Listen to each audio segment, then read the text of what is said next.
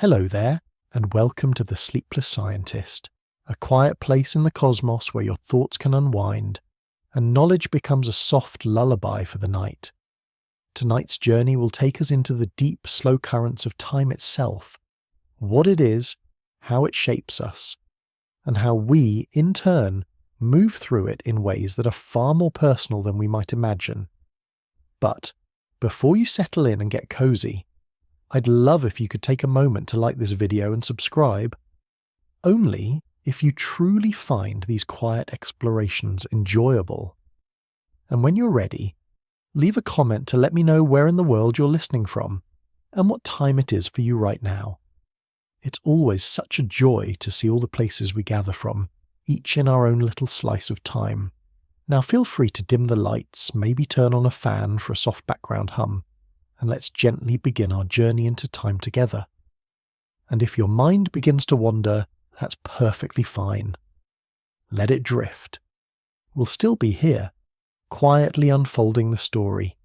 Time is one of those things we feel so deeply, yet rarely stop to define. We talk about it as if it is a river we float upon, a line we walk along, or a ticking clock on the wall. We measure it, schedule it, and sometimes wish we could escape it entirely. And yet, the closer you look, the more slippery it becomes. Ask a physicist, and they'll tell you time is woven into the very fabric of the universe. Ask a philosopher, and they might say time is an illusion, a trick of memory and perception. Ask a child waiting for their birthday, and they'll tell you it moves far too slowly. Ask an adult watching their children grow, and they'll tell you it moves far too fast. Tonight, we're not in a hurry to decide who is right. We'll take the long way around, moving gently through centuries of thought and discovery, past ancient sundials and into the quiet machinery of atomic clocks. We'll float alongside Einstein's thought experiments, drift close to the edge of black holes where seconds stretch into years, and then return to the simple rhythms of our own bodies, our heartbeats, our breathing, our memories. Because in the end, time is not only about the grand scale of the cosmos, but also the personal cadence of each life. Before we venture into theories and equations, let's rest for a moment in the oldest sense of time, the one known to humans long before science. Imagine standing in an open field thousands of years ago. There is no watch on your wrist, no calendar on the wall. The only measure of passing hours is the shifting length of your shadow. The sun's climb and descent, the moon's quiet arc across the night sky. These were the first clocks.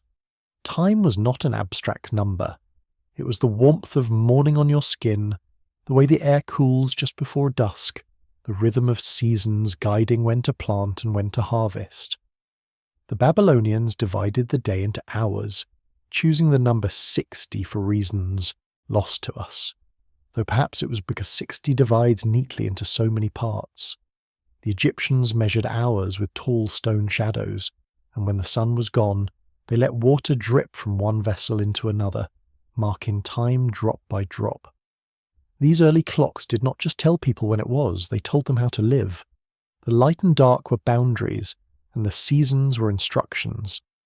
This was time as something deeply human, tied to survival, community, and the stories told by firelight. Centuries later, in medieval towns, tall mechanical clocks began to appear in church towers. They struck the hours for everyone to hear, their gears and pendulums transforming time into a steady, audible heartbeat for entire communities.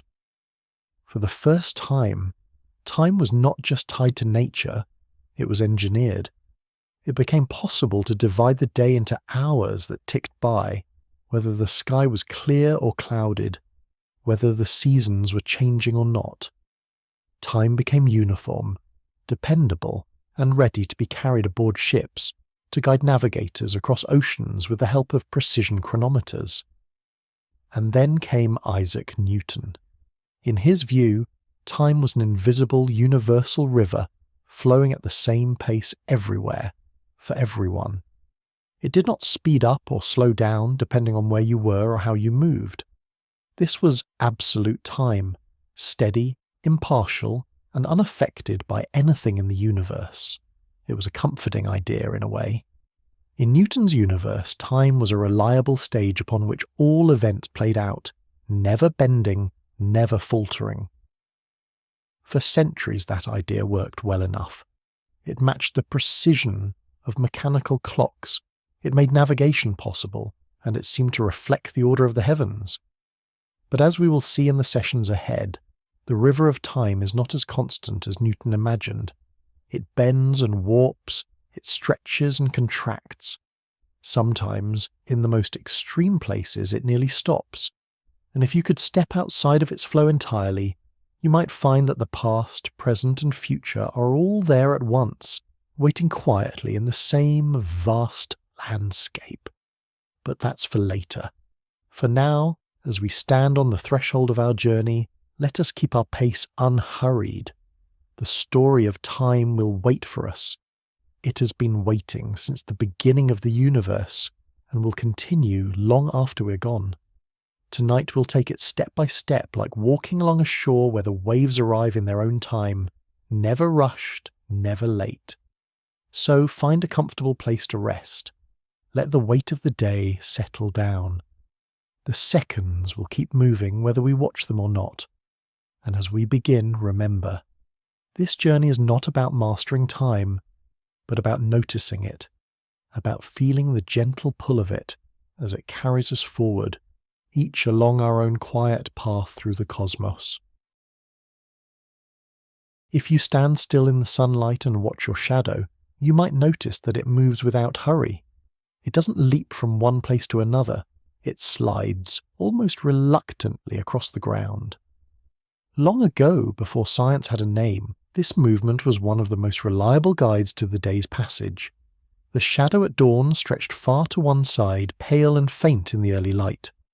By midday, it huddled close to your feet, sharp-edged and short, before slowly stretching out again as evening approached. To the people who first noticed this pattern, the shadow was more than a companion. It was a teacher. It showed that the sun's journey could be used to measure their own. The earliest timekeepers were not clocks in the sense we know them today.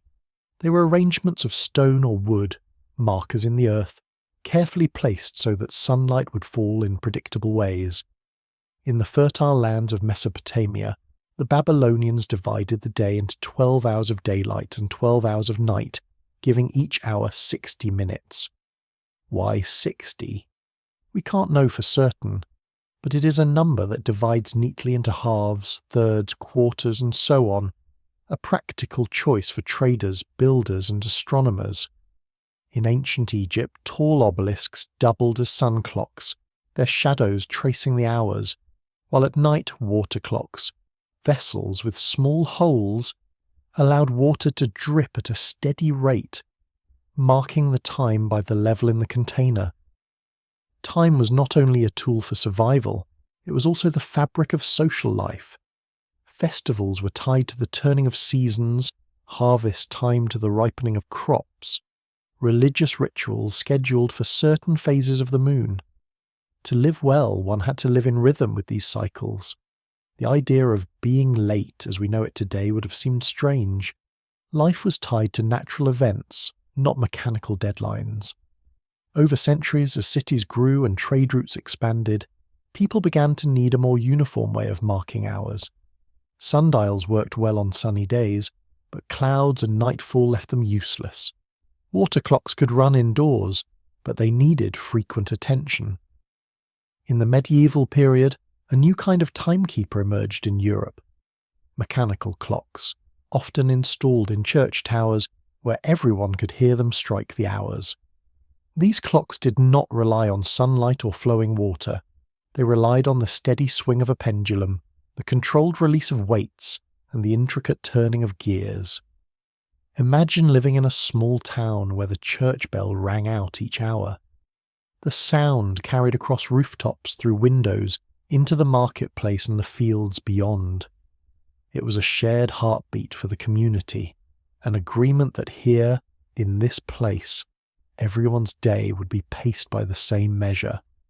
Time was becoming something you could standardize, transport, and enforce. Ships began to carry marine chronometers, sturdy, precise clocks that allowed navigators to determine their longitude, at sea, solving one of the great challenges of exploration. With these, the world began to shrink, not because the distances had changed, but because time could now be carried with you wherever you went. It was during this era of growing precision that Isaac Newton offered his vision of time. To Newton, time was absolute. It ticked forward at the same rate for every person, every planet, every star, regardless of where they were or what they were doing. He imagined time as a universal stage, a perfectly even river flowing from the past into the future. All events took place within this river, but the river itself was untouched by them. You could speed across it or drift lazily, but its current never changed. There was something reassuring in this view. If time was absolute, then the cosmos had a dependable rhythm, one that could be measured with ever greater accuracy as our tools improved. Scientists, sailors, merchants, all could rely on the idea that an hour in one place was the same as an hour in another, whether in a port city or on a faraway island.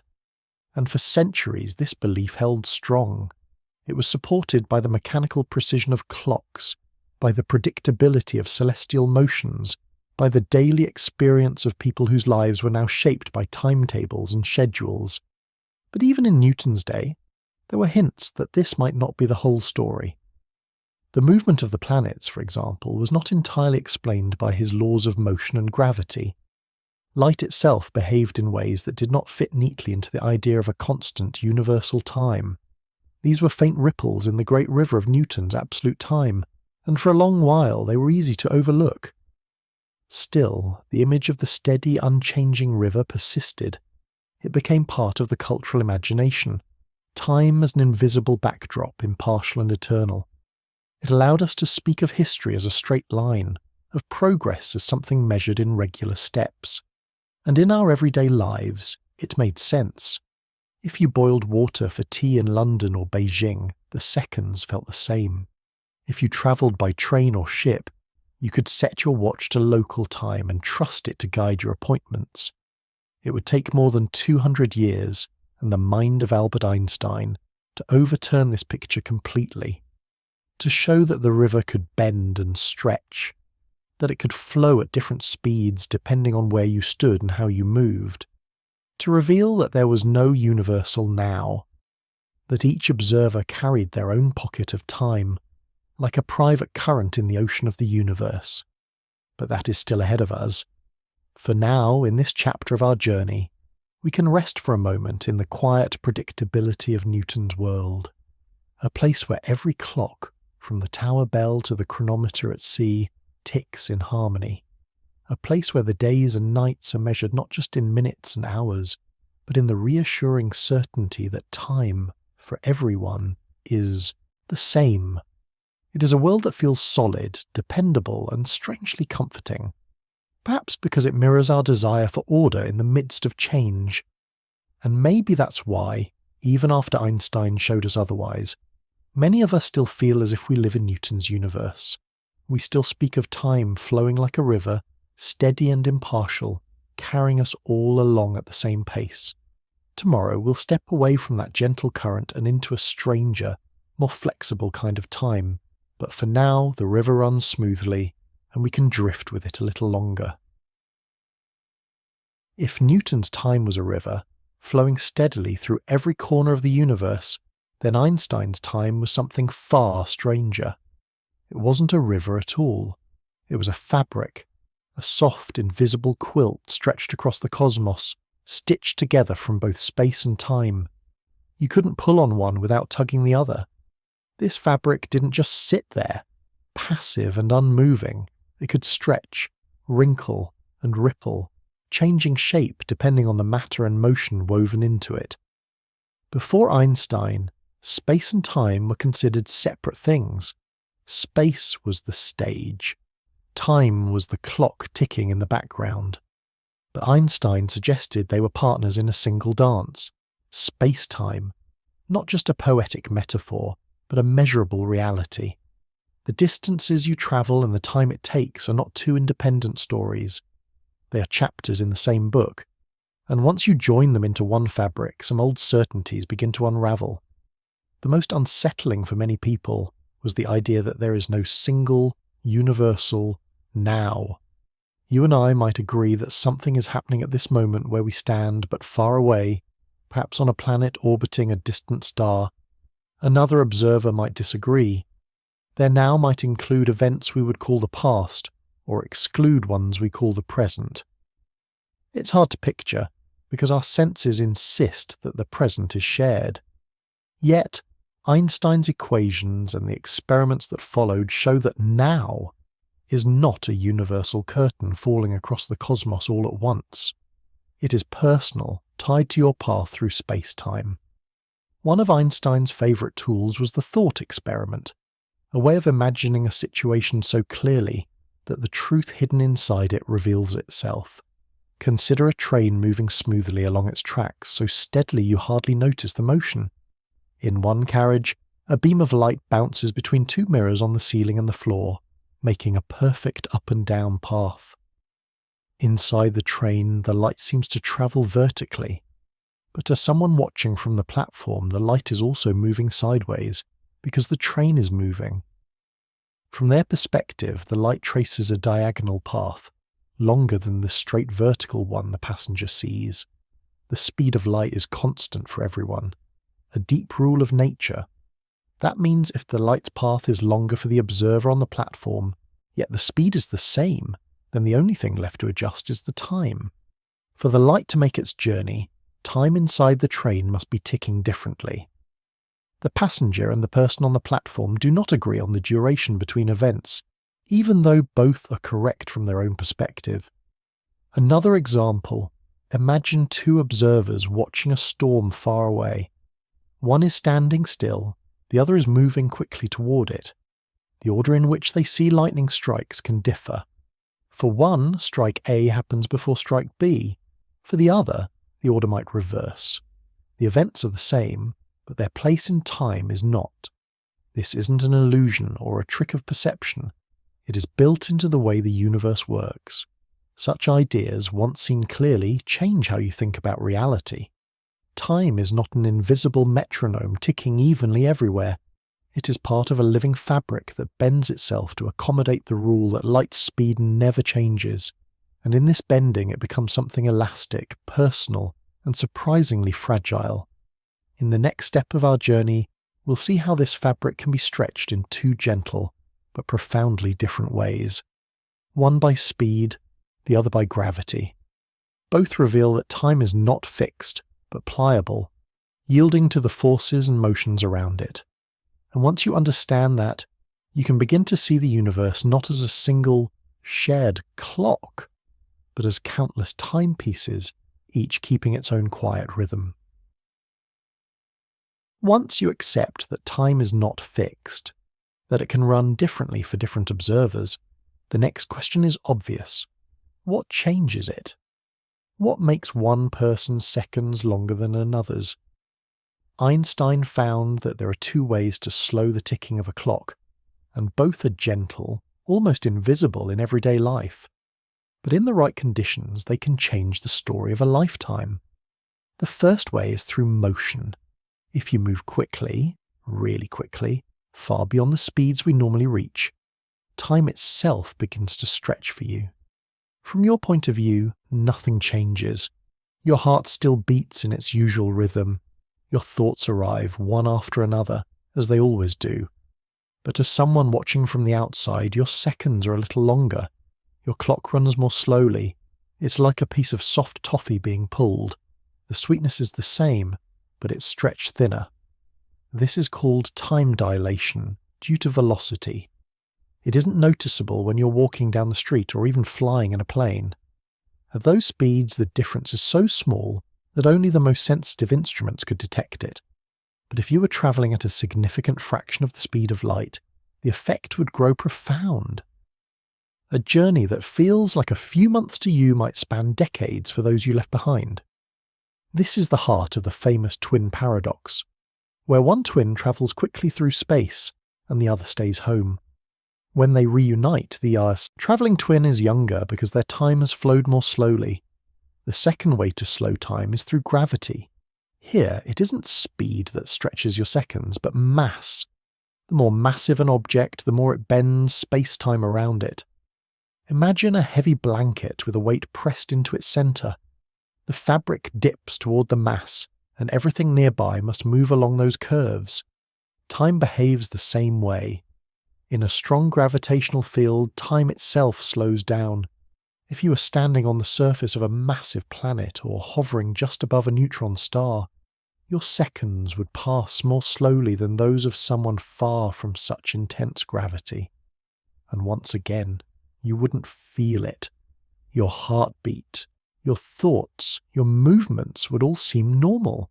But to a distant observer, your clock would be lagging. This isn't only theory. Scientists have tested it on Earth with some of the most precise clocks ever made. In 2010, researchers at the US National Institute of Standards and Technology placed two atomic clocks just 33 centimeters apart, one slightly higher than the other. And even at that tiny difference in height, the lower clock, closer to Earth's center of gravity, ticked more slowly. It's an effect that happens all around us, all the time, though we rarely notice. The beauty of Einstein's work is that these two effects, motion and gravity, aren't separate tricks. They are both expressions of the same rule. Space-time bends and stretches to keep the speed of light constant for everyone. Move quickly, and space bends one way, slowing your time. Stand deep in a gravity well, and space bends another way, slowing your time again. In both cases, you are moving along a different path through the fabric, and your personal clock measures that path in its own way. These changes are small in our everyday lives, but they matter immensely when precision is everything. The GPS satellites circling Earth, for example, experience both forms of time dilation. They are moving quickly relative to us, which slows their clocks, but they are also higher in Earth's gravitational field, which makes their clocks run faster. The two effects almost cancel, but not entirely. Without constant corrections, GPS positions would drift by kilometers each day. What's striking is how quiet these distortions are. We imagine bending time as something dramatic, a flash of light, a leap into another era. But in truth, the bending is patient and unhurried. Your watch does not shatter. The sky does not change colour. Time simply adjusts itself to the geometry of your journey. If you think about it long enough, there's something deeply human in this. We too live at different paces. Some of us rush forward, some linger. Some live in heavy moments that seem to slow the world around them, others in light moments that slip quickly away. And yet, each pace is valid, each true to the path taken. In the sessions ahead, we'll see just how far these gentle shifts can go. We'll watch particles race through the upper atmosphere and live longer than they should. We'll stand near the edge of a black hole where time almost stops. But before we reach those extremes, it's worth pausing here, in this middle ground, to notice that even where we stand now, the seconds are not the same for everyone. Your time is yours, shaped quietly by your motion and your place in the universe, carrying you forward in a way no one else will ever experience exactly the same.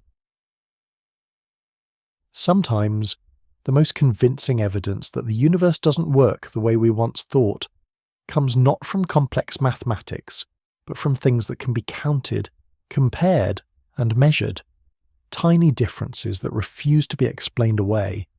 In the case of time dilation, two very different messengers have carried the news, one from the edge of space, the other from the cabins of commercial airplanes.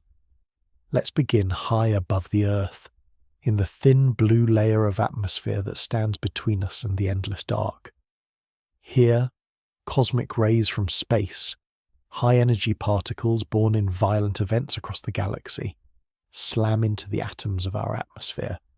These collisions create a shower of new particles, including one called the muon. Muons are unstable.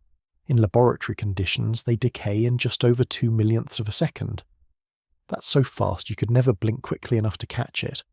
By all logic, muons created far above the ground should vanish long before reaching the surface. Even moving at near the speed of light, their short lifespans shouldn't let them travel more than a few hundred meters.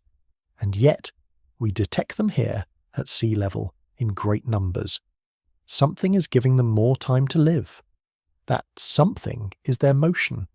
From our perspective, the muons are moving so fast that their internal clocks, the rhythms that mark the passage toward their decay, are slowed.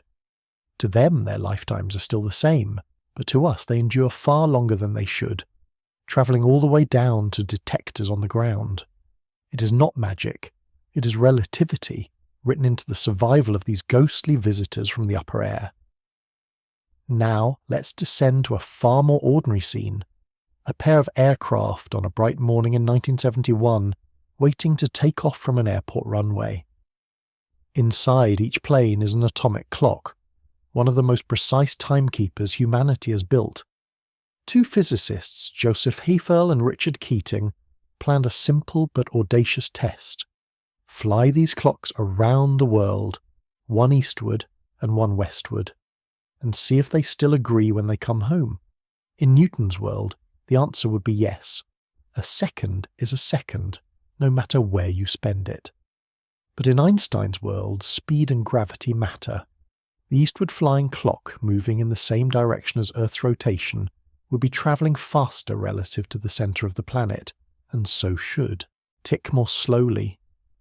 The westward flying clock, moving against Earth's rotation, would be travelling slower and should tick faster. The experiment was delicate. These clocks were large, temperamental instruments, sensitive to changes in temperature, pressure, and handling. But after the flights, circling the globe and returning to their starting point, the results were exactly what relativity predicted. The eastward clock had lost time, the westward clock had gained it. The difference was small, measured in billionths of a second, but it was there, undeniable and in perfect agreement with the equations. Together, the muons and the flying clocks tell the same story. Time is not an untouchable constant flowing through the universe. It is part of the landscape, and it changes depending on the path you take. The muons do not know they are living longer. The clocks on the airplanes do not feel the difference in their ticking. But when we compare their journeys to others, the mismatches appear. Quiet, precise signatures of the bending of time. It is humbling to realise that this bending is happening all around us, all the time. The phone in your pocket, the satellites above your head, even the watch on your wrist, each is running on its own slightly different schedule. Most of the time, those differences are too small to notice. But with the right tools and the patience to listen, the universe reveals them, and this leads us naturally to a deeper idea.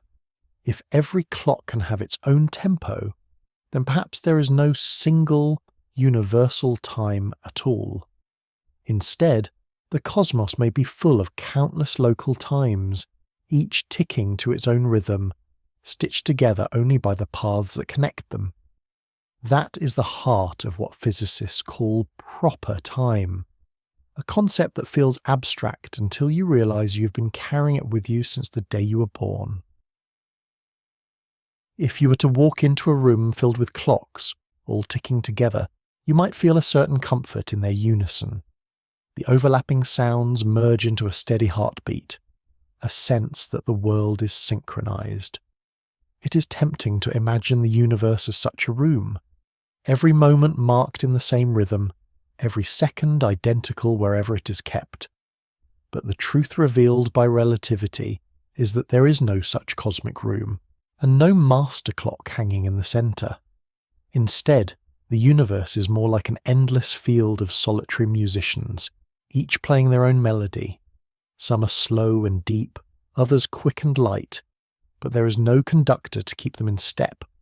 What we call time is simply the music you play as you move through space-time, a personal tempo known in physics as your proper time. Proper time is measured along your own path, your world line. Picture yourself as a traveller drawing a thin thread through the fabric of the cosmos.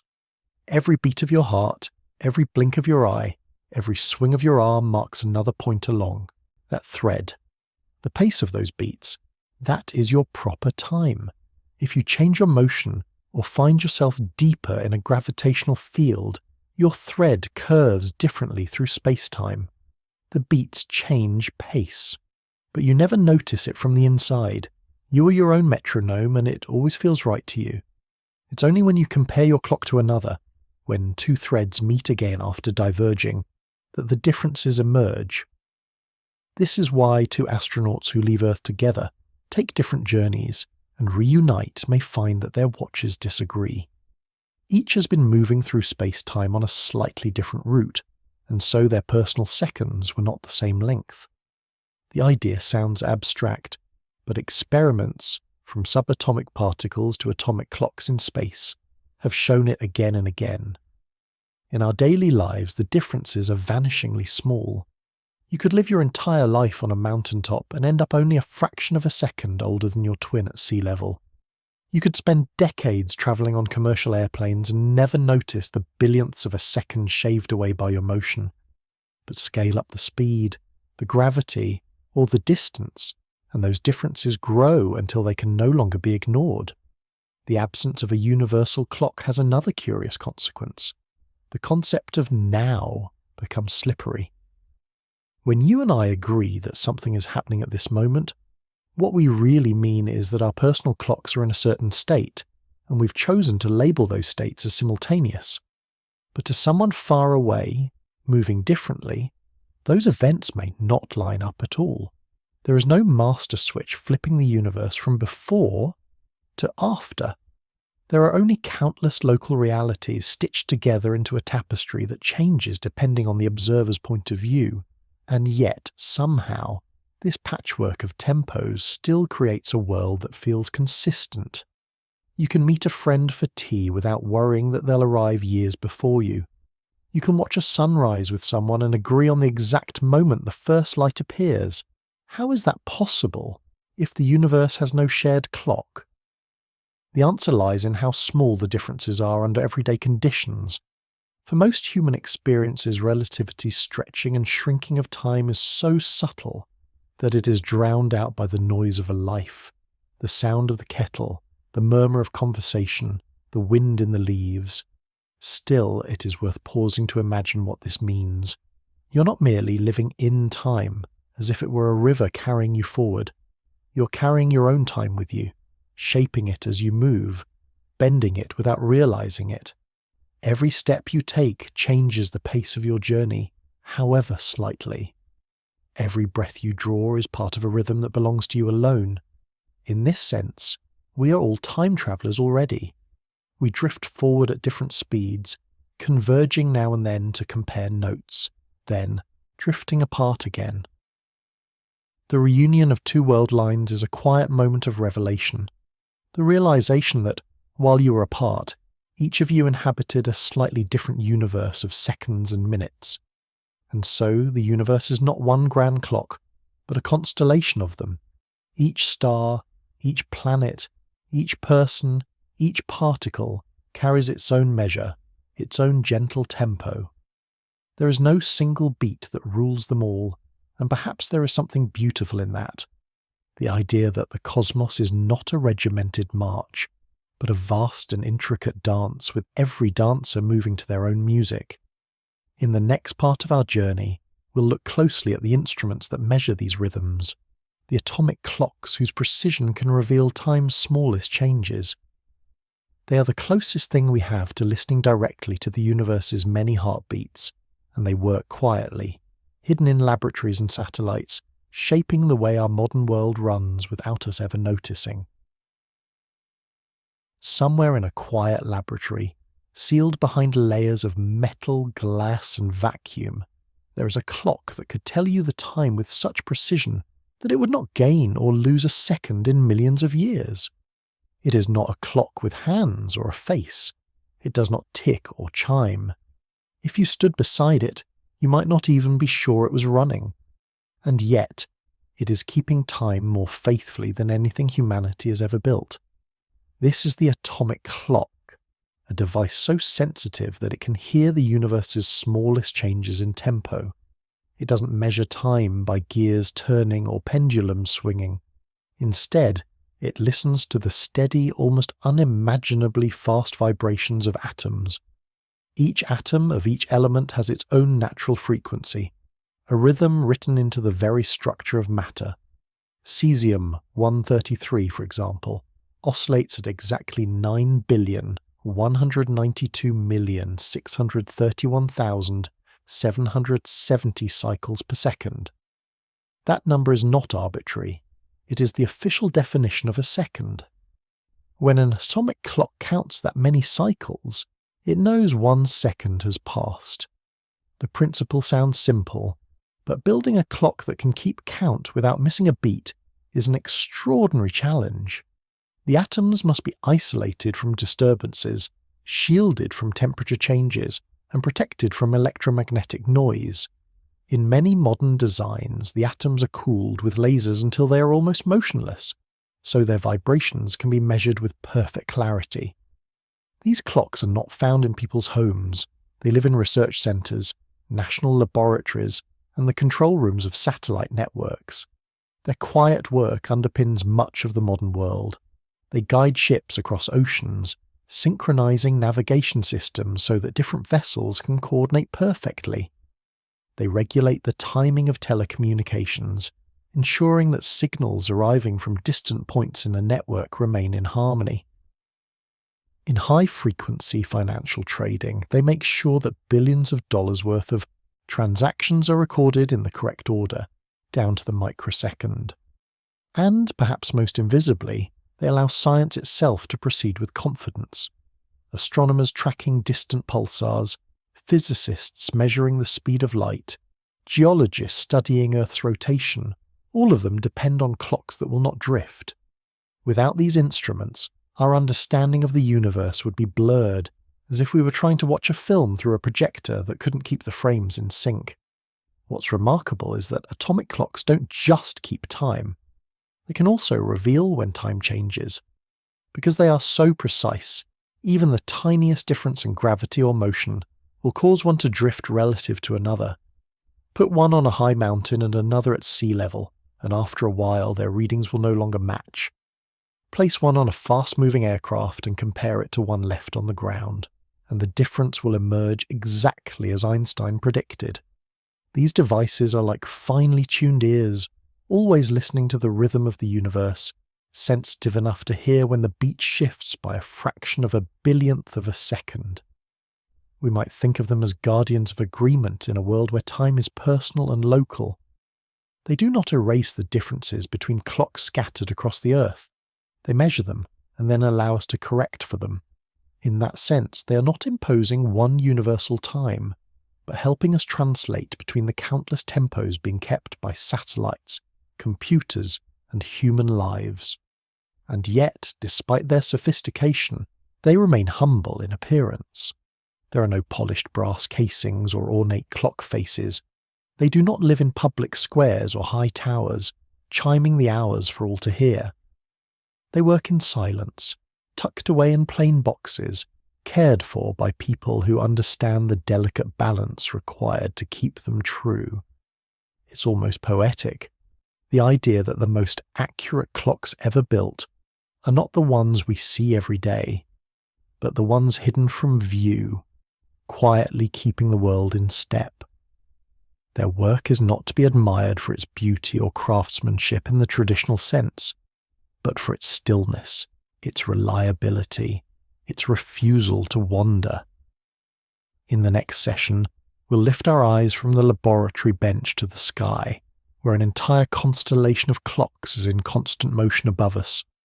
These are the satellites of the global positioning system, each carrying its own atomic clock, each feeling the tug of Earth's gravity and the stretch of its speed, and each needing careful correction to keep our maps, ships, and lives running smoothly. They are proof that relativity is not just a theory written in textbooks. It is a daily, living part of the technology we use without thinking. Far above your head, in orbit so steady you could set your watch by them, though in truth they help set your watch, a constellation of satellites circles the Earth.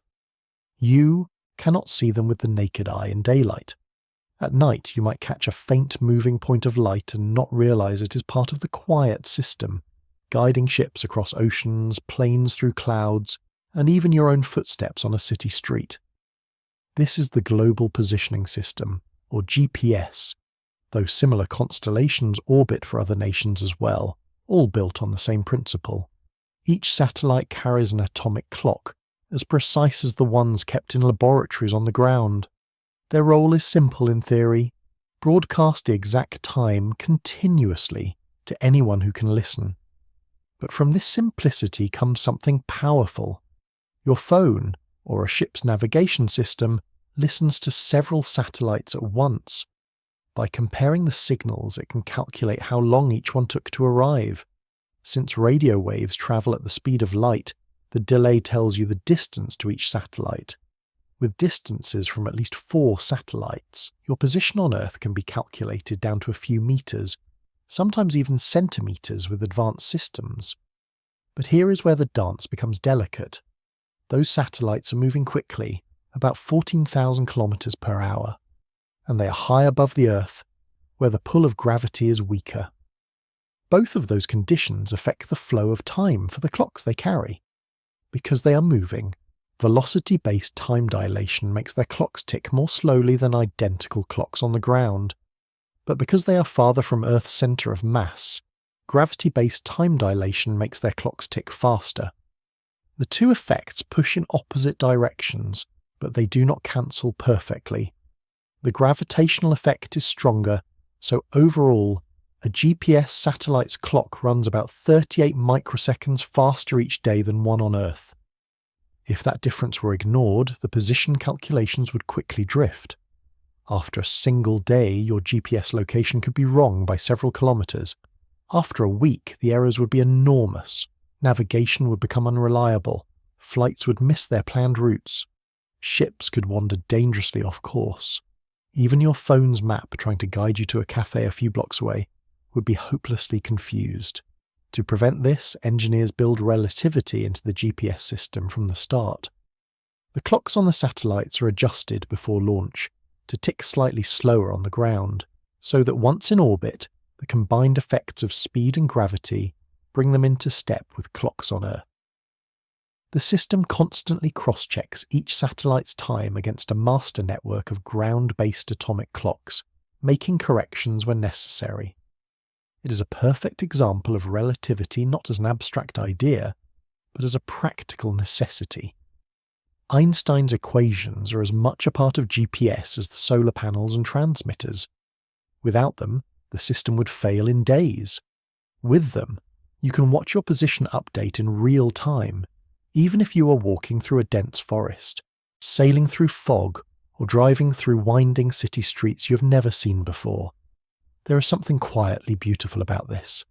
Dozens of satellites, each feeling time flow differently, each broadcasting its own beat, are brought into harmony by human understanding of the universe's rules. The differences are not erased. They are measured, respected, and balanced, so that together they create something useful and precise. It's also a reminder that the technologies we take for granted are often resting on discoveries that once seemed almost philosophical. When Einstein first published his theories of relativity, there were those who dismissed them as intellectual curiosities, with no bearing on everyday life. Yet here we are, using his work to find the nearest gas station, to guide planes safely through storms, to coordinate the movements of ships carrying food, medicine, and people around the globe. The satellites are, in their way, like musicians in the universe's orchestra, each playing in a slightly different key because of where they are and how they move. Without an understanding of relativity, the music would be dissonant, the rhythm lost. But with that understanding, the GPS system becomes a symphony of timing, positioning and motion, all happening silently above our heads. And it is not just location that depends on this. The same timing systems are used to synchronize the world's financial markets, to coordinate power grids, to manage global communications.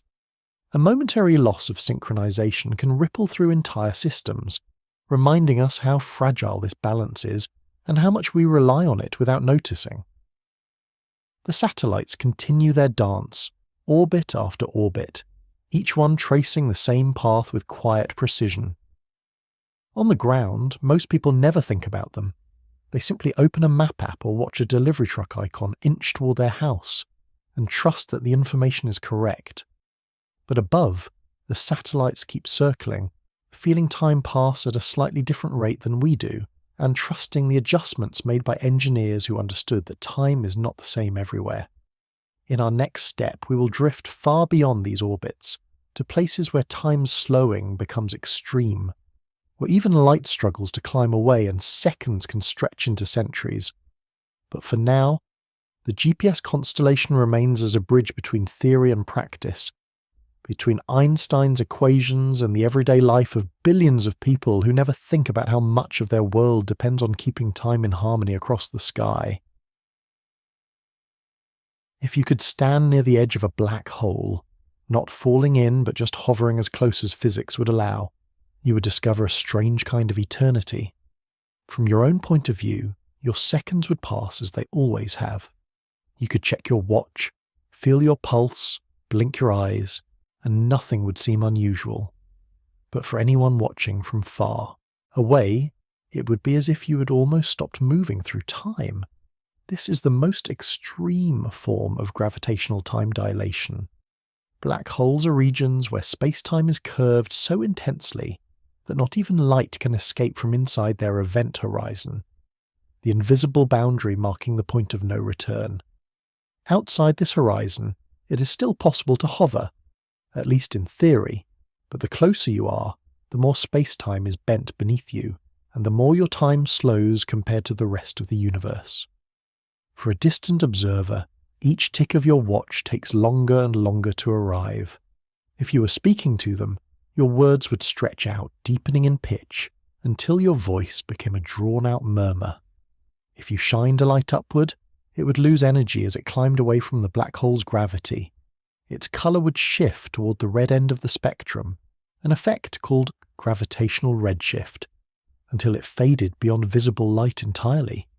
To the person far away, you would seem to freeze, suspended on the brink of the event horizon, your final moment stretching out forever. But from your own perspective, nothing unusual would happen at that instant. You would simply keep experiencing your own flow of time, unaware of how distorted it has become to the rest of the universe. This isn't just a trick of perception. It is a genuine difference in the passage of time, predicted by Einstein's theory of general relativity, and supported by everything we've observed about how light and matter behave near massive objects. It's the same principle that causes a clock on the ground floor of a building to run more slowly than one on the top floor, but magnified to almost unimaginable extremes. In a sense, a black hole offers a kind of time travel, not into the past, but into the future. If you could hover near the event horizon for what felt like a few hours to you, centuries or even millennia might pass in the wider universe. When you finally returned, the world would be profoundly changed. Cities would have risen and fallen, people you knew would be gone. The constellations themselves might look different in the night sky. But there is a catch. Getting close enough to a black hole to experience this without being pulled in would require incredible control over your position, and the tidal forces, the differences in gravity from head to toe, could be strong enough to tear you apart. Still, the idea remains one of the most vivid examples of how relativity turns time into something flexible, something personal, something that can be stretched almost to stillness.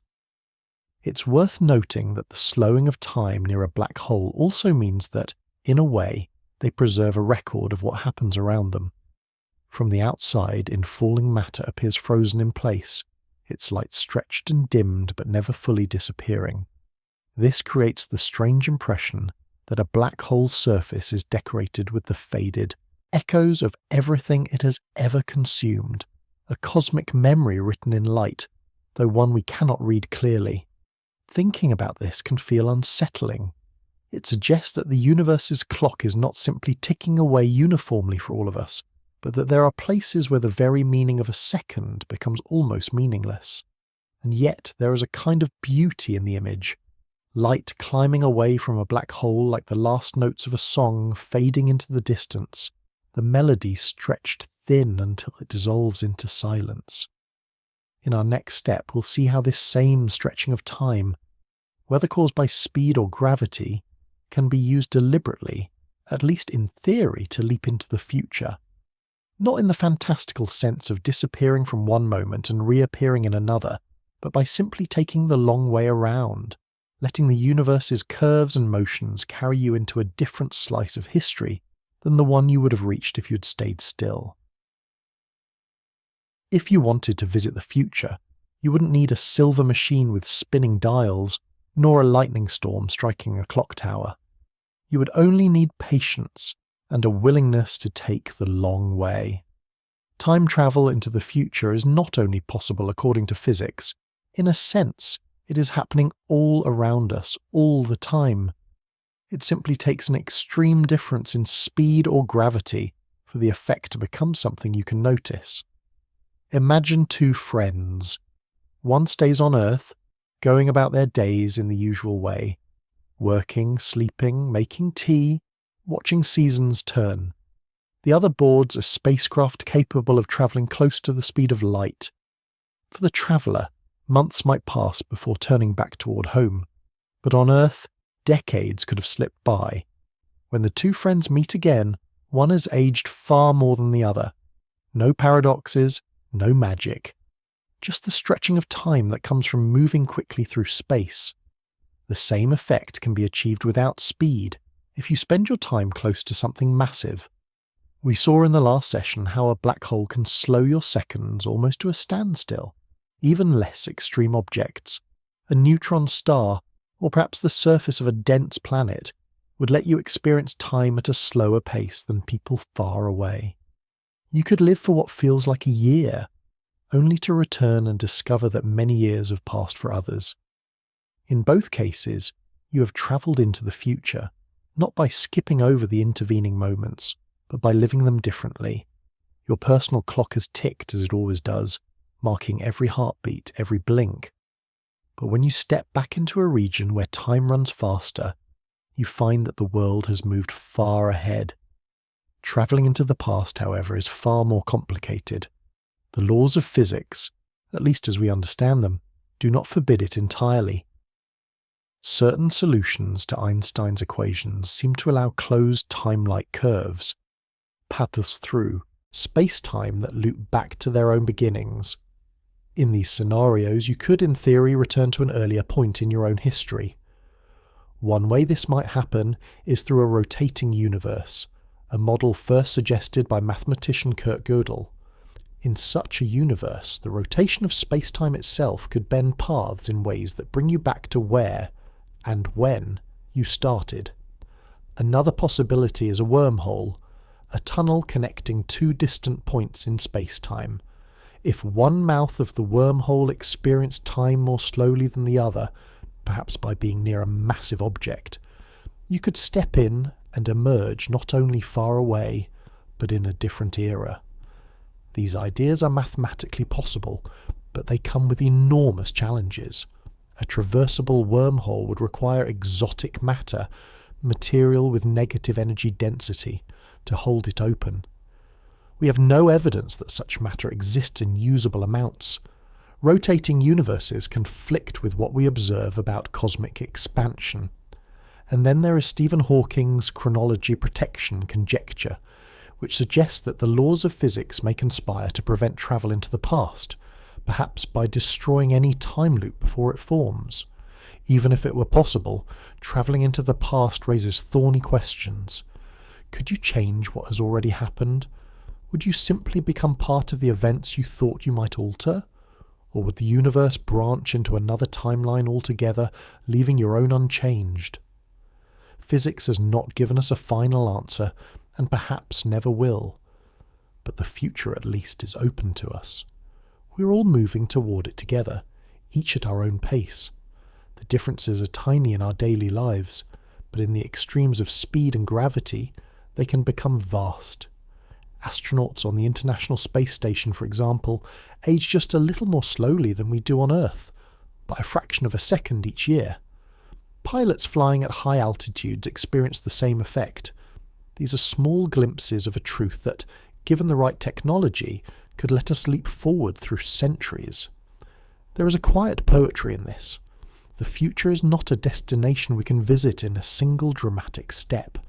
It is a place we arrive at by walking our own path through space-time, shaped by how we move and where we linger. Sometimes that path is almost the same as everyone else's. Sometimes it is so different that, when we meet again, we feel like visitors from another age. And perhaps that is why the idea of time travel captures us so deeply.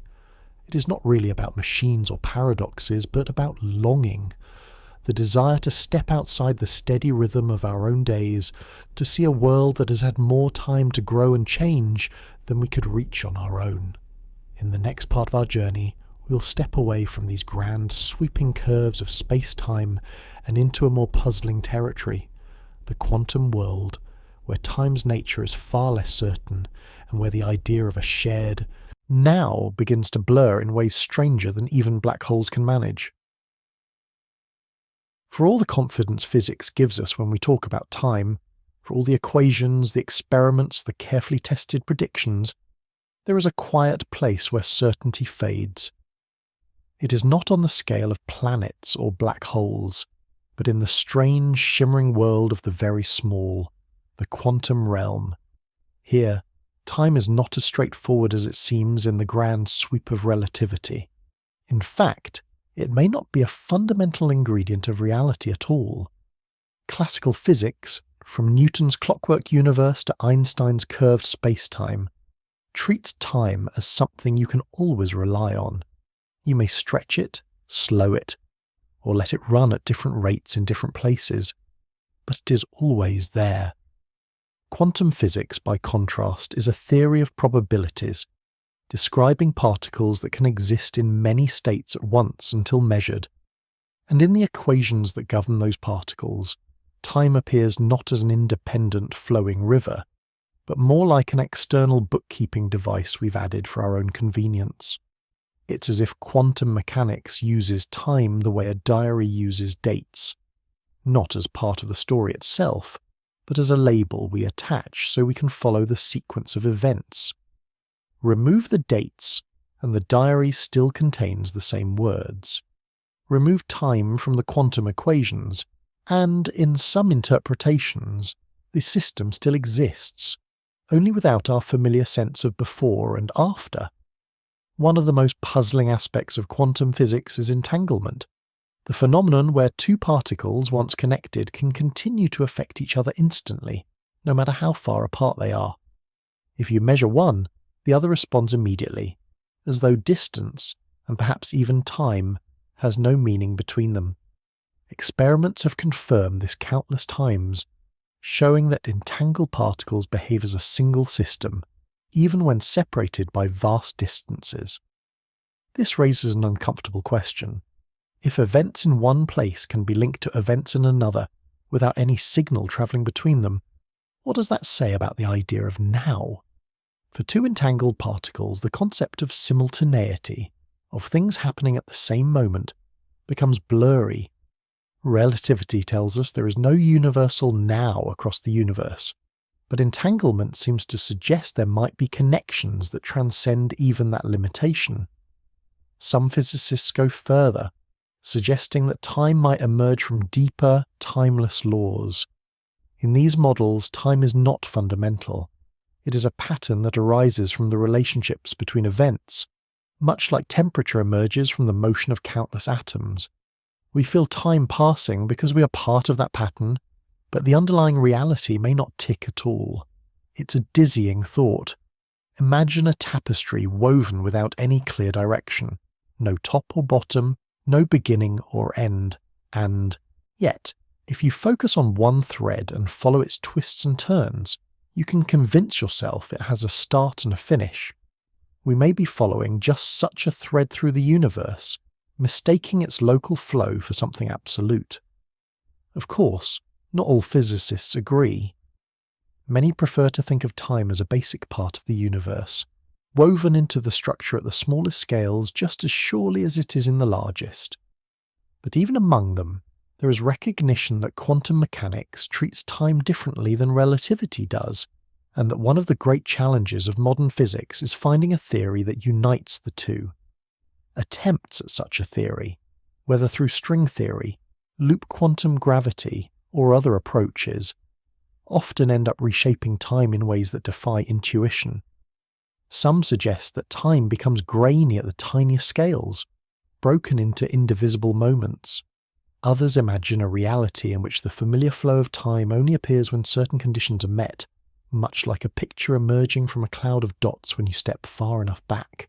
And yet, for all the strangeness, our experience of time remains steady. We wake, we work, we rest, and the next day begins. The mystery lies in the possibility that this steady flow is not the bedrock of the universe, something built atop a deeper, stranger foundation, a foundation where before and after may be meaningless. Thinking about this can be unsettling. We're used to trusting time as the background against which everything happens. To imagine it as something uncertain, perhaps even illusory, feels like pulling away the ground beneath our feet. But there is also a quiet wonder in it. If time is not fixed, if it can emerge from something more fundamental, then perhaps our understanding of it will always be a work in progress, a conversation between us and the universe, carried out across centuries of thought and observation. In the next session, we'll return from this deep, theoretical space to something tangible. Clocks so sensitive they can feel the difference in gravity between your feet and your head. At this level of precision, even standing upright becomes an experiment in relativity, and the idea of a second turns out to be more delicate than you might think. In everyday life, we're used to thinking of a second as something solid. It is the same for everyone, everywhere. A second is the beat of a metronome, the tick of a watch, the pause between words when you hesitate before speaking. We imagine that a clock on a table, a clock in your hand, and a clock on the floor would all keep time identically. And yet, if the clocks are precise enough, that is not true at all. This difference was once only detectable in great leaps, comparing clocks on mountaintops with those at sea level, or in aircraft flying above the Earth. But now, thanks to the development of optical lattice clocks, we can measure time's subtle changes across the height of a human body. Stand up straight, and your head is farther from the Earth's centre than your feet. According to general relativity, that means your head is in a slightly weaker gravitational field, and time there runs a little faster. The difference is tiny, so tiny that it would take billions of years for it to add up to even a single second. But it is real, and our instruments can hear it.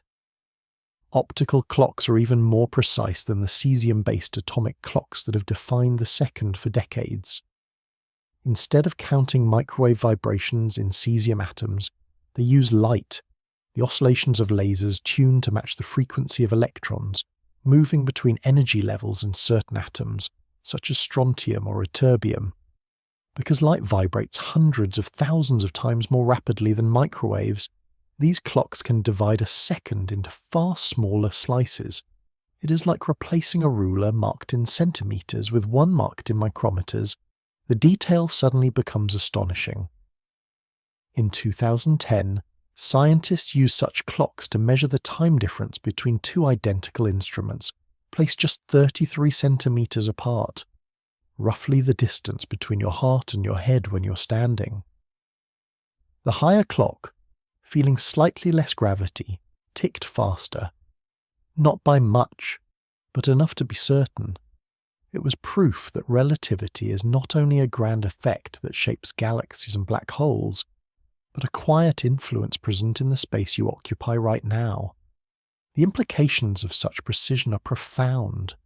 These clocks could detect the slow rise or fall of the ground by measuring how gravity changes over time, helping to predict volcanic eruptions or track the melting of ice sheets. They could serve as early warning systems for earthquakes, sensing the faint gravitational shifts that occur before seismic waves arrive. In navigation, they could allow spacecraft to pinpoint their position without relying on signals from Earth, simply by reading the rhythm of the universe itself. But there is something quietly poetic about what they reveal. You're not a single clock, but a collection of them. The top of your head is living ever so slightly ahead of your feet. The moment you sit down, you change the rate at which parts of you move through time. It is not enough to notice, but it is enough for the universe to keep track. There's also a humbling reminder here. The second we take for granted is not a perfect, immutable unit. It depends on where you are, how fast you move, and what gravity is doing around you. The more precisely we measure, the more fragile our definitions become. A second in one place is not exactly the same as a second in another. We choose a standard, a particular kind of atom under particular conditions, and call it universal. But nature keeps her own variations. Even as we push the limits of precision, there's a kind of stillness in these experiments. An optical clock does not flash or ring. It sits in its laboratory, a small lattice of light holding atoms in place, counting oscillations with patient regularity. And somewhere in that count, hidden deep in the digits, is the whisper of gravity, the stretch of space-time, and the quiet truth that no two places in the universe ever share exactly the same beat. As technology improves, these clocks will grow even more sensitive, perhaps able to detect differences over the span of a coffee cup's height, or even less. That means timekeeping will move from being something fixed to something almost like weather, different in different places, shifting gently with the landscape, the altitude, and the pull of unseen masses underground. It is easy to think of such precision as purely practical, a tool for science and engineering. But there is a more personal way to think of it too. Every step you take changes your relationship with the Earth's gravity, and therefore changes your personal clock, if only by an immeasurable amount. Walking up a hill, climbing a staircase, leaning back to look at the stars, in each moment, the universe adjusts your tempo ever so slightly. You're part of a constant, subtle dance between time and place, one so intricate you never feel it, but so real that the best clocks in the world can trace it. In the next session, we will step back to see the broader picture again, how all these local times, from the seconds on mountaintops to the frozen moments near black holes, fit into a universe that seems to hold no single, agreed-upon now.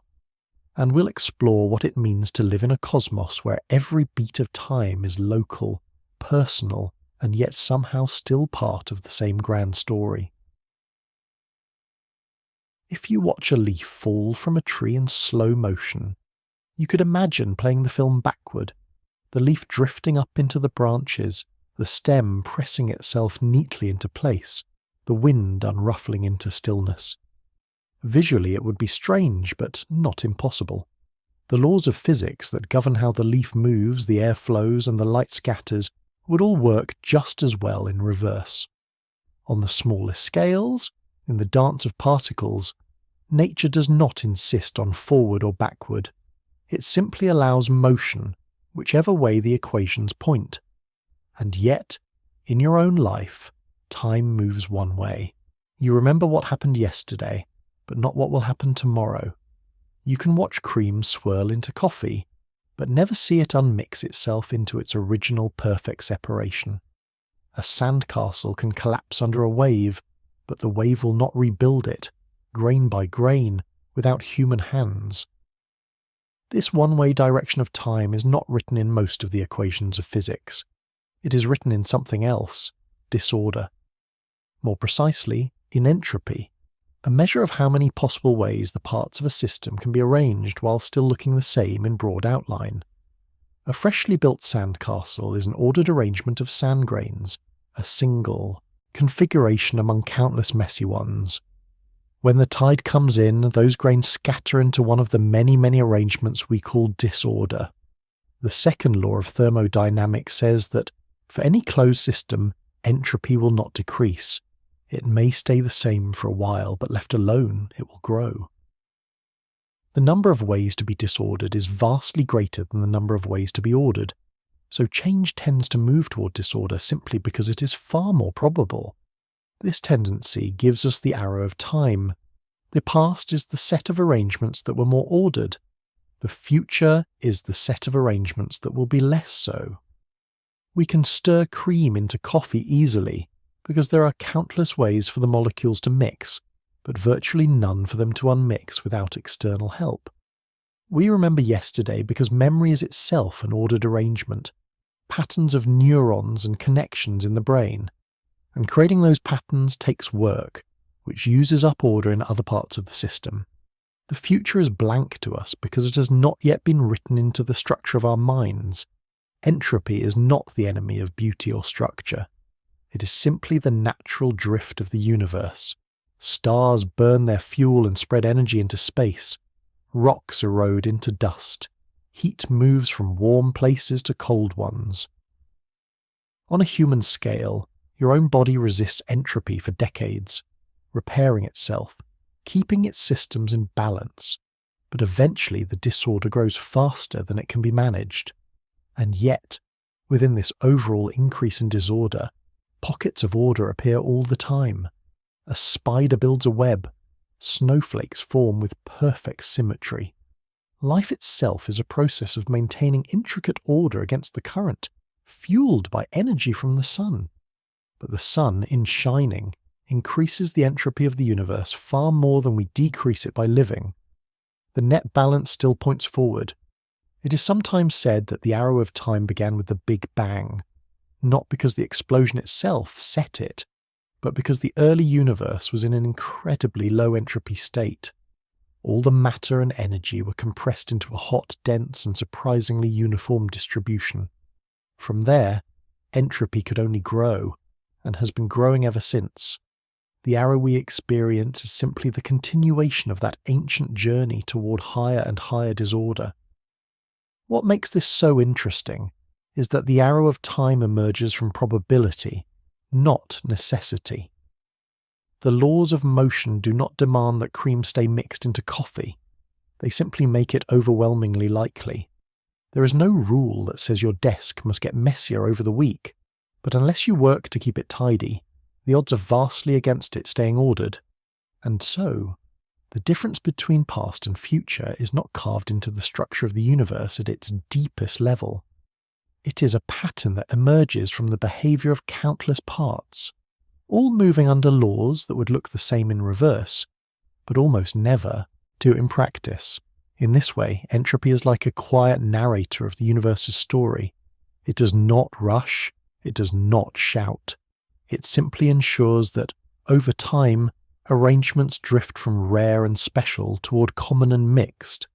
That drift is the reason you age, the reason ice melts in your drink, the reason we can't remember tomorrow. In the next session, we'll bring the arrow of time down into something even more personal, the clocks inside you. These are not made of gears or lasers, but of neurons, hormones, and rhythms you've carried since birth. They do not measure seconds with atomic precision, but they shape how you feel the passage of days and years, making time seem to speed or slow in ways that have nothing to do with physics and everything to do with being alive. Long before we built sundials, hourglasses, or atomic clocks, we carried our first timekeepers inside us. They were not precise in the way a laboratory clock is precise, but they were enough to tell us when to wake, when to sleep, when to hunt, and when to rest. Even now, in a world of wristwatches and phone screens, these inner clocks still set the rhythm of our days. One of the most important is your circadian clock, a cluster of about 20,000 neurons in the hypothalamus of your brain, called the suprachiasmatic nucleus. This tiny bundle of cells works like a conductor for an orchestra, keeping the rest of your body's rhythms in harmony. It regulates the release of hormones like melatonin, which makes you sleepy, and cortisol, which helps you wake. It influences your body temperature, your digestion, even the alertness of your mind. The circadian clock is guided by light. When morning sunlight enters your eyes, specialized cells in your retina sends signals to the brain's clock, letting it know it's time to start the day. At night, the absence of light sends the opposite signal. This is why travelling across time zones can leave you feeling out of step. Your internal clock is still set to the old cycle, and it takes days to adjust to the new one. But the circadian rhythm is not the only clock inside you. Your heart keeps its own steady beat, marking moments in a different way. Your breathing has a rhythm too, sometimes slow and deep, sometimes fast and shallow, often shifting without you noticing. Muscles have patterns of activity and recovery. Organs follow cycles of energy use and repair. And even individual cells have tiny molecular clocks built into their chemistry. These internal timekeepers influence not just your biology, but your perception of time. You've probably felt moments stretch when you're in an unfamiliar place, the first day in a new city, the first hours of a new job. Your brain, working to take in unfamiliar details, builds a denser memory of the experience. When you look back, the richness of that memory makes the moment seem longer. In contrast, familiar routines can make time seem to pass quickly. A week spent doing the same things in the same places may blur together in memory, leaving the impression that it flew by. This is one reason childhood seems so full and slow. Almost every day is filled with new experiences, while adulthood can feel as though the years are accelerating. Emotion shapes perception too. Fear can make seconds feel like minutes. Anticipation can stretch a short wait into what feels like an eternity. Joy can make hours vanish unnoticed, while boredom can slow them to a crawl. None of this changes the actual ticking of a clock, but it changes the way we experience its passing. And then there are the smaller, quieter rhythms, the ultradian cycles that last less than a day, such as the roughly 90-minute fluctuations in alertness that many people experience. You might notice these as waves of focus and distraction, or as moments when physical energy peaks and dips. Even without checking the time, your body is keeping track. All these inner clocks work together, not perfectly, but well enough to keep life running in some kind of order. They are why you can often guess the time of day without looking at a watch, and why waking in the middle of the night can feel so different from waking at dawn. But these clocks can be fragile. Artificial light, irregular schedules, and constant stimulation can confuse them. Shift work, for example, forces the circadian clock to run on a cycle that conflicts with the natural light-dark rhythm, often leading to fatigue, mood changes, and health problems. Jet lag is another example. It's the temporary dissonance between the body's time and the environment's time. Yet for all their vulnerabilities, these internal rhythms have remarkable persistence. Even in total darkness, the circadian clock keeps running, drifting only slightly each day.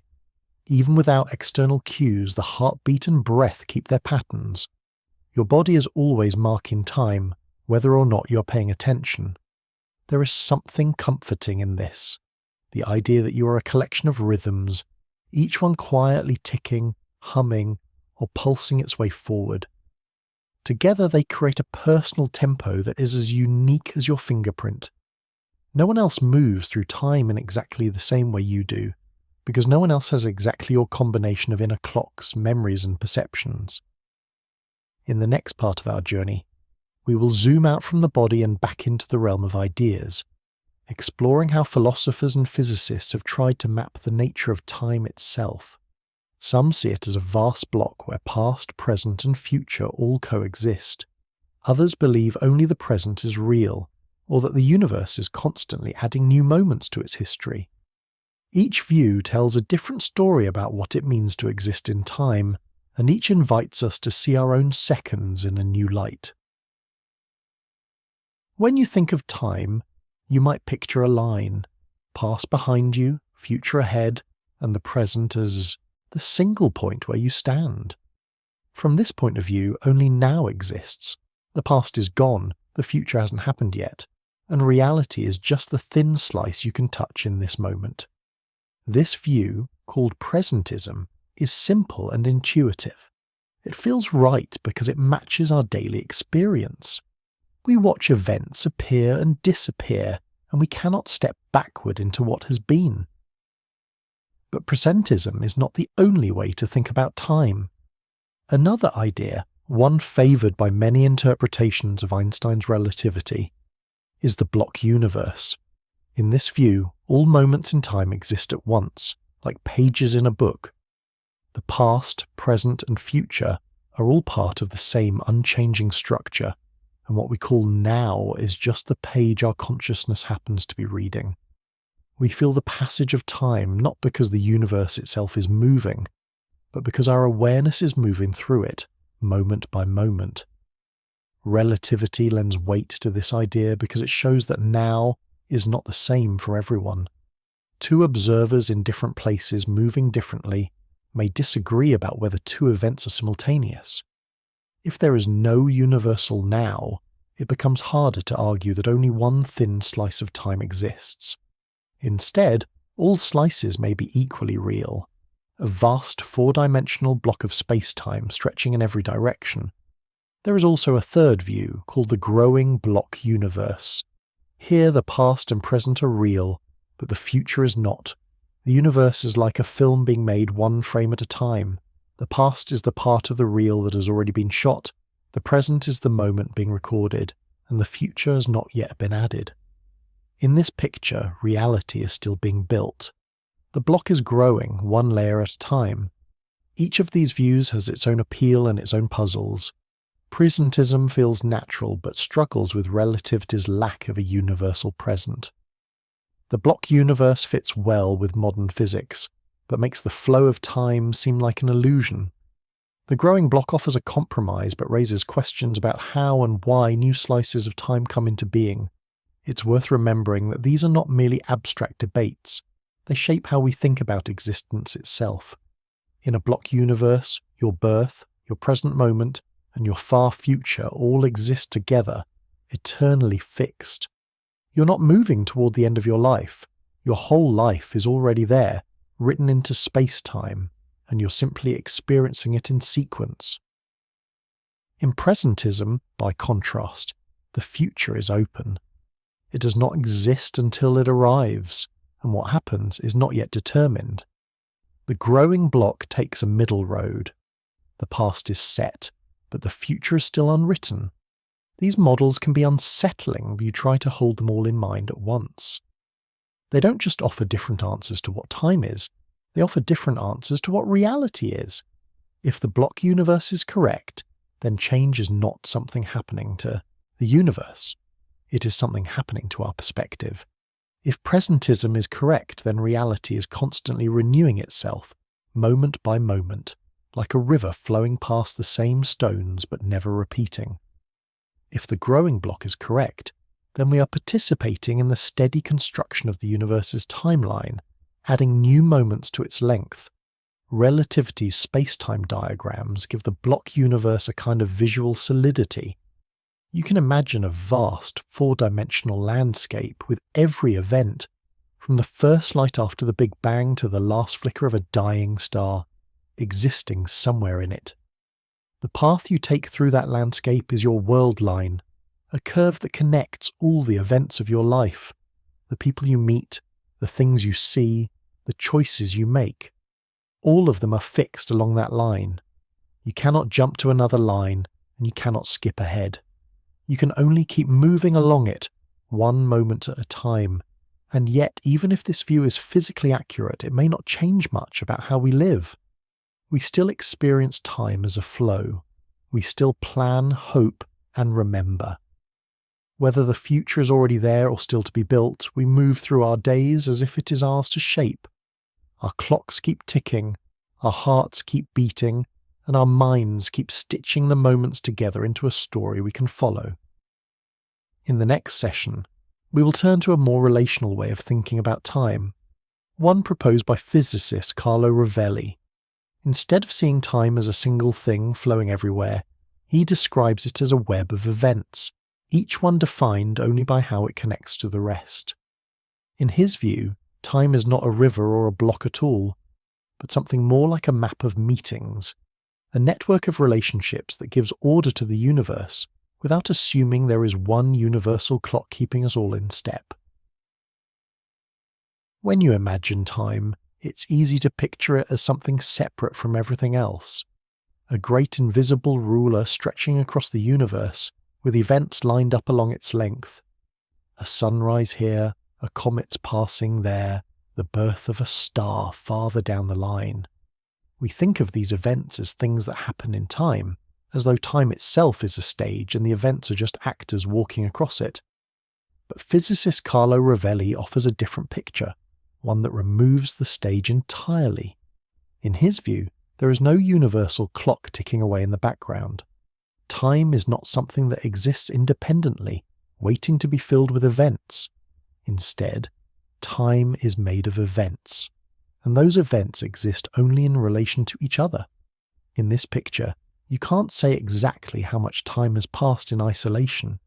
You can only say how one thing changes compared to another. The rhythm of a clock is meaningful only when compared to something else. The movement of the sun, the decay of a particle, the beating of a heart. Without these relationships, time as we know it has no anchor. It's a bit like thinking of geography without maps. If I told you a tree was exactly 50 meters away, the number means little unless you know where I am and in what direction I'm pointing. Distance is not absolute. It's always measured in relation to something else. Rovelli suggests time might be the same. It has no meaning except as the connection between events. In this relational view, the universe is a vast network of happenings. A particle shifts position, a photon strikes an atom, a star brightens, a leaf falls. Each of these events connects to others, directly or indirectly. The order we call time is simply the pattern of these connections, the web of meetings between events. Imagine, for a moment, two clocks far apart. Instead of thinking about them as ticking in unison, or drifting apart from some universal standard, you'd only compare them when they meet, when a signal from one reaches the other, or when both are read by the same observer. Between those meetings, there's no single truth about how much time has passed for both, only separate local truths.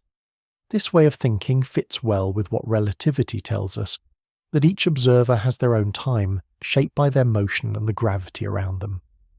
Rovelli simply pushes the idea further, suggesting that there may be no master clock at all, not even hidden behind the scenes. There's something freeing about this idea. If time is just the way events relate, then the universe doesn't have to flow anywhere. There is no great cosmic stopwatch running in the background. There are only countless local rhythms, some fast, some slow, all connected in an intricate pattern. This also means that what we call before and after are not absolute either. They are agreements made within a web of relationships. In most everyday cases, these agreements are obvious. Breakfast comes before lunch, rain falls before the puddle forms, you wake before you get out of bed. But in the far reaches of physics, at speeds near light, or in the presence of intense gravity, even these sequences can lose their universal certainty. It is an unsettling thought, because we're used to imagining time as a single, unified thread tying the universe together. Without that thread, we have only a network, and in a network, there is no single path that all must follow. But there is also beauty here. A network can be woven in infinite ways. It can hold shapes and patterns we might never have imagined if we were only looking for a straight line. In daily life, of course, our perception of time feels continuous. We move from moment to moment without noticing the intricate web beneath it. But perhaps that's what makes Rovelli's view so fascinating. It suggests that our smooth experience is an emergent property of countless smaller connections, like the calm surface of a lake hiding the constant, invisible motion of the water beneath.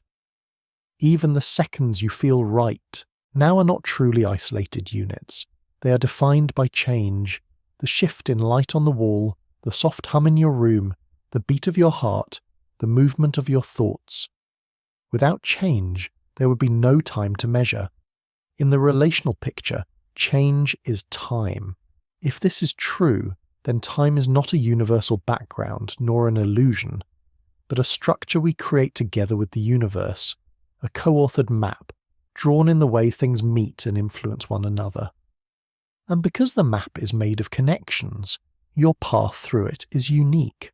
No one else's web of meetings matches yours exactly.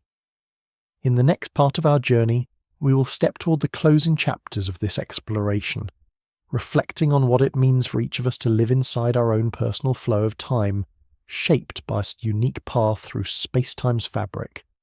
We'll see how, in a universe of countless local clocks and endless possible connections, your experience of time is as personal as your story, and as unrepeatable as the path you've already walked. From the moment you were born, you've been travelling, not just through space, but through space-time. You have a path, invisible to your eyes, that traces your journey from your first breath to this very second. Physicists call it your world line, and it is as unique as a fingerprint. If we could somehow see this path drawn out, it wouldn't be a flat track stretching across a map. It would be a curve through the four-dimensional fabric of the universe. 3 dimensions of space and 1 of time. Every point along it is a moment in your life, fixed forever in space-time structure. Most of the time, you don't notice that you're moving along it.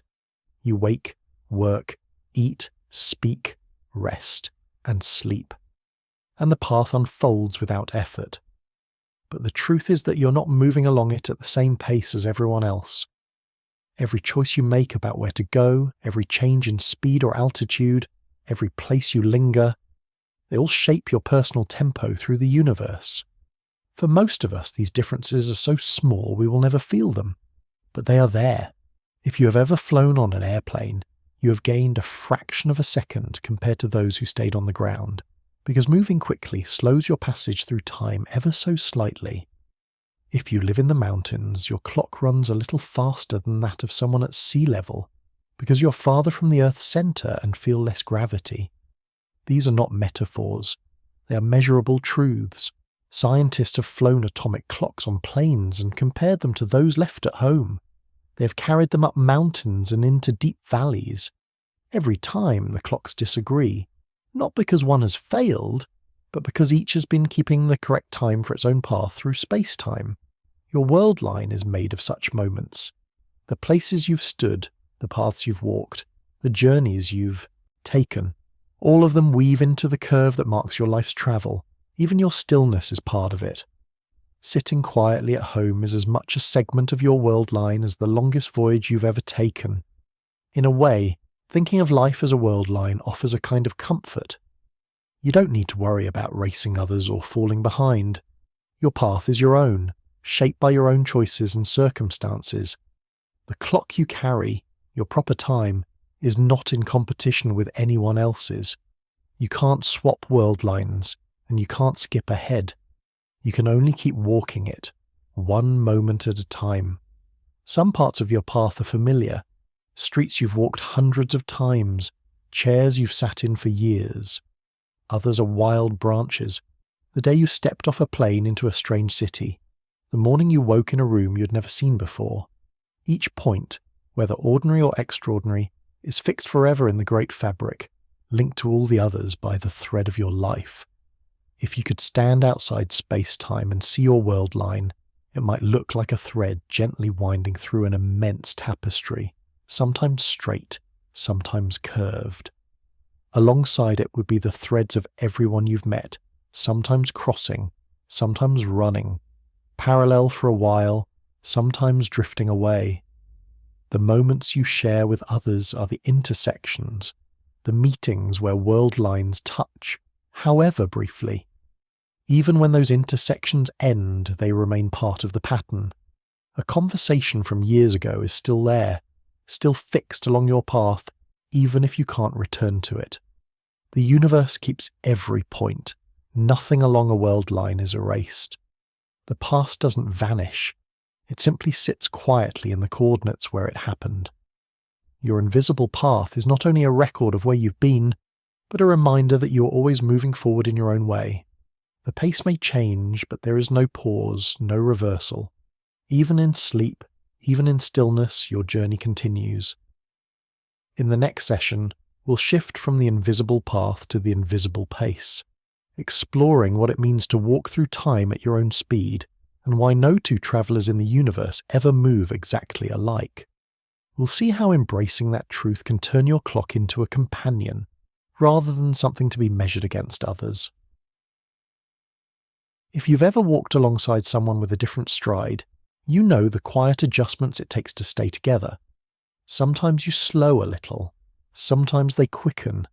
You don't notice the effort after a while. You simply find a rhythm that works. Moving through time is a little like that, except there is no universal partner to match. No one else's pace is exactly yours. Physics makes this clear. Each of us experiences our own proper time, the seconds and minutes measured along our personal path through space-time. The differences are usually tiny, far too small to feel, but the principle stands. No two people live in exactly the same time, even if they spend their whole lives together. The details of speed, gravity, and position ensure that each clock, each heartbeat, runs to its own quiet schedule. We tend to imagine life as a race against the same clock, but in truth there is no single clock for everyone. Your seconds are yours alone, shaped by the routes you've taken, the places you've lived, the journeys you've made. They are not better or worse than anyone else's, only different. Comparing them is as strange as comparing the weather in two cities and declaring one ahead of the other. Seen this way, time stops being a rival. It becomes a companion. Your clock walks with you, matching every step, every breath. It doesn't rush ahead when you linger. It doesn't slow when you hurry. It simply keeps your own pace, unbothered by how fast or slow anyone else might be moving. This is true in both the physical and the personal sense. Physics tells us that speed and gravity can change the rate of your time. Life tells us that joy, loss, change, and routine can change the way time feels. Some years stretch like long roads, others seem to vanish in a blink. And just as with relativity, these differences are personal. They are not wrong, they are simply yours. When you accept that your pace is unique, the pressure to keep up starts to loosen. You may still set goals, make plans, and mark dates, but you stop measuring your progress against someone else's timeline.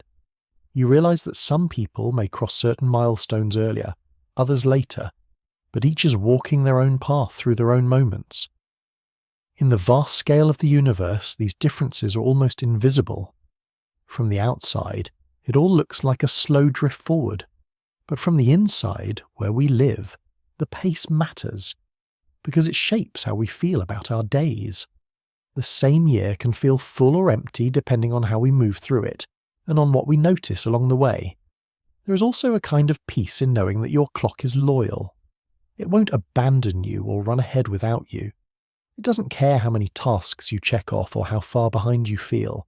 It measures only the life you've actually lived, not the life you think you should have. In that sense, it is the most patient friend you will ever have. You can even learn to walk with it more consciously, pausing to watch light change in the sky, letting conversations run past the point where you usually stand to leave, noticing the taste of a meal instead of eating in a blur. These moments don't slow the clock itself, but they change your relationship with it. They make your pace feel steadier, more deliberate, and sometimes life will change your pace for you. A sudden illness, a loss, a moment of wonder. These can stretch or compress time in ways you could never plan. In those moments, it helps to remember that this too is part of your personal rhythm.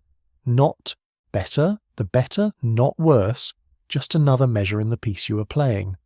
It may be that when your world line is done, when your thread through space-time has no more points to add, it will still be walking at the same pace it always has from your perspective. You will never feel yourself running out of time, only moving through it as you always have. The changes will be in how much more there is ahead, not in how fast the moments come. In the next session, we'll step into the final quiet gathering of this journey, bringing together the physics and the feelings, the black holes and the kitchen clocks, the personal and the cosmic. We'll find comfort in knowing that while no one else's time is exactly yours, the uniqueness of your moments is precisely what makes them worth holding. If you think back over this journey, you might notice how far we've wandered, from the shadows cast by ancient sundials to the frozen moments near black holes, from the tick of a cesium atom to the pull of a galaxy's gravity. We've walked through Einstein's bending of space and time, watched particles live longer than they should, and seen how a clock can notice the difference in height between your head and your feet. We've stepped into the slow turning gears of the universe and into the quieter clocks hidden inside your own body. And yet, through all of it, one truth remains. You are here, in this moment, and this moment is yours alone. It is shaped by the path you have walked, and by the pace at which your own time flows. No one else's moment is exactly the same. Even if you were sitting beside someone right now, breathing the same air, hearing the same sounds, your seconds would not be perfectly in sync. Your clocks, both physical and personal, would be keeping slightly different rhythms. That difference is not a flaw. It is the way the universe works. The absence of a single universal clock means there is space for every moment to be personal. Your time is not a borrowed thing. It is not a standard measure you take from a shelf. It is something made for you in the instant you live it, woven from your motion, your gravity, your perception, and the subtle hum of all the events that have led you here. When we first talked about black holes, we imagined standing near an event horizon where time for you would almost stop compared to the rest of the universe. From far away you would look frozen. From where you stand, you would feel unchanged. In a way, every moment of your life contains a hint of that stillness. No matter how much is happening elsewhere, storms on other continents, supernovae in distant galaxies, your own second is full and whole, carrying everything you need to experience it. This stillness isn't about the absence of change, it's about the fullness of presence. You can be walking, speaking, or thinking, and still feel that your moment is wide enough to hold all of it without rushing. It's the kind of stillness you sometimes feel in quiet places. A room where the only sound is a clock ticking, or a field where the air is heavy and warm, and you can hear the wings of insects passing by. It's there too, in the moments that are anything but quiet. When laughter fills the air, when music surrounds you, when life is in motion but somehow feels balanced. Part of the comfort in understanding time this way is knowing that nothing can take away the moments you've already lived. In the framework of space-time, they are still there, the coordinates fixed, the events set. You can't return to them, but they aren't gone. They are simply in a part of the map you're no longer walking through. The memory you carry is your mind's way of visiting, and while it may not be the same as being there, it is proof that those moments are part of you still. Physics gives us the tools to measure time, but it also gives us the humility to see its limits. A clock can tell you how many seconds have passed since you started reading this, but it cannot tell you how those seconds felt. Were they fast? Slow? Were they dense with thought or light as drifting air? Those textures belong to you, not to the clock. This is why the study of time, for all its equations and experiments, always circles back to the human experience. We can measure muons in the upper atmosphere and the spin of optical lattice clocks, but we still live by the rhythm of mornings and evenings, of seasons, of the first sip of tea and the last glance before sleep. The science doesn't make those moments smaller. If anything, it makes them richer, because now we know how rare, how local, and how uniquely ours they truly are. The stillness that lives in every moment is not a static thing. It moves with you, changing shape as you change pace, stretching or contracting with the events of your life. It is what allows you to stand in a doorway before leaving, to linger a little longer at a table after the plates have been cleared, to pause on a street corner just because the light has fallen a certain way on the buildings. These pauses don't stop the clock, but they remind you that you are not required to rush to keep up with the universal tempo. You are already keeping your own. In the next and final session, we will take that stillness and carry it into the closing of our journey, a soft farewell to this exploration of time and an invitation to rest, knowing that the universe will keep turning and your moments will be here, waiting when you wake. The universe will keep moving while you rest. Stars will burn, clouds will drift, and waves will reach and retreat along distant shores. Somewhere, a comet will slide silently along its orbit. Somewhere else, the light from a galaxy that died billions of years ago will finally cross the last stretch of space to reach a telescope's mirror. All of this will happen while you close your eyes, while your breathing steadies, while your thoughts begin to loosen their hold. And yet, your own time will remain yours. No matter what happens beyond you, the moments that carry you from waking to dreaming will belong to you completely. They will pass at your pace, following the rhythm your body keeps, the slow turning of your own personal clock. You have walked far tonight, across centuries of ideas and discoveries, through the quiet logic of Newton and the curved, shifting fabric of Einstein. You've stood beside clocks flying in airplanes and beside particles rushing through the atmosphere, lived a little slower near a black hole, and felt time stretch in the presence of gravity. You've touched the smallest units of measurement and the grandest stretches of space-time, and you have also turned inward to the pulse of your own heartbeat, the rhythm of your breath, and the pace at which your life unfolds. The science tells us that you are always a traveller. Even when you lie still, you're moving along your world line. Even when you sleep, you're still threading your way forward through space-time. There is no pause button for the path you walk, but there is a gentleness in knowing that it carries you whether or not you're watching. It's easy to think of time as something we must keep up with, a current that might leave us behind. But the truth is simpler and kinder. Your time walks with you. It adjusts to your steps. It does not run ahead to force you to catch it, and it does not linger behind. It is the most faithful travelling companion you will ever have. So tonight, as you settle deeper into stillness, you can let go of the need to keep track of it. The universe will not lose your place. Every moment you've lived is still there, woven into the fabric of space-time, and the moments ahead will find you when they are ready. You can imagine yourself floating for a while, not on water, not in air, but in something softer, something that carries the weight of light and the quiet of deep space. There is no rush here, no ticking louder than your own breathing. The past lies behind you like a well-worn path, the future ahead like a landscape just beyond the horizon, and you're simply here, balanced between them. If you could look at your life the way an astronomer looks at the night sky, you might see your moments as constellations, bright points linked by invisible lines, each one fixed in its place, each one telling part of a story. The story is not complete yet, but it does not need to be. It grows as you move, one point at a time, one meeting of events after another.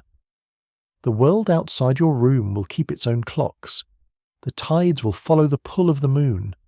Plants will open their leaves toward the sun and close them again at night. Somewhere, dawn is already spilling over a horizon. Somewhere else, night is just beginning. You're part of that great web of rhythms, but you do not need to hear them all. For now, you only need the one your own body keeps, slow, steady, patient. In a little while you will drift far enough from waking that the words themselves will start to blur.